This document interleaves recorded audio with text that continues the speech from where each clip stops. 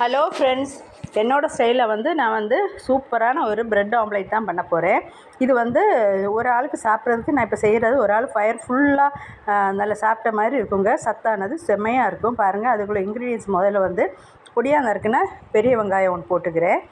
அதுக்கப்புறம் அதோடு சேர்த்து கொஞ்சோண்டு பூண்டு, அப்புறம் நறுக்கின பூண்டு, கொத்தமல்லி, தக்காளி, பச்சை மிளகாய் போட்டு தேவைக்கு உப்பு போட்டுக்கணும். உப்பு போட்டு நல்லா அடிச்சுக்கணும்.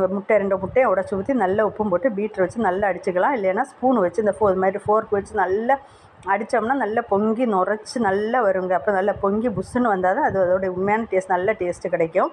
அதுக்கப்புறம் நல்ல பீட் பண்ணிவிட்டு அதுக்கப்புறம் தோசை தவாயோ ஒரு பேனோ அடுப்பில் வச்சுக்கலாம்.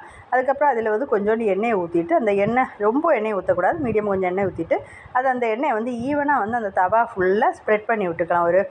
அந்த தோசைக்கு எண்ணெய் தடவோம்லே அந்த ஏதாவது வச்சு துணி ஏதாவது வச்சு நல்லா ஸ்ப்ரெட் பண்ணி விட்டதுக்கப்புறம் இந்த பீட் பண்ணி வச்சுருக்க முட்டையை நல்லா ஈவனாக ரவுண்டாக அதில் ஊற்றிக்கணும்.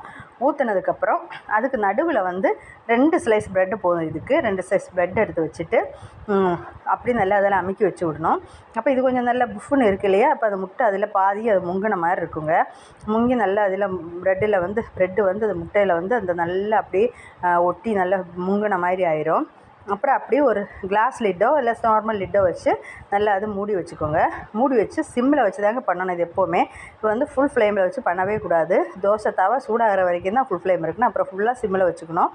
வச்சு அப்படியே மூடி வச்சு எடுத்தோன்னு வைங்களேன், ஒரு பக்கம் ஃபுல்லாக முருகலாகவும் ஒரு பக்கம் அப்படியே ஸ்டீம் ஆகி நல்லா செம்மையாக இருக்குங்க சாப்பிட்றதுக்கு. சீஸ் இப்போ குழந்தைகளுக்கு பிடிச்சதுன்னா சீஸை துருவி இதில் போட்டுக்கலாம். நான் சீஸ் போடலை, எனக்கு சீஸ் பிடிக்காத போடலை.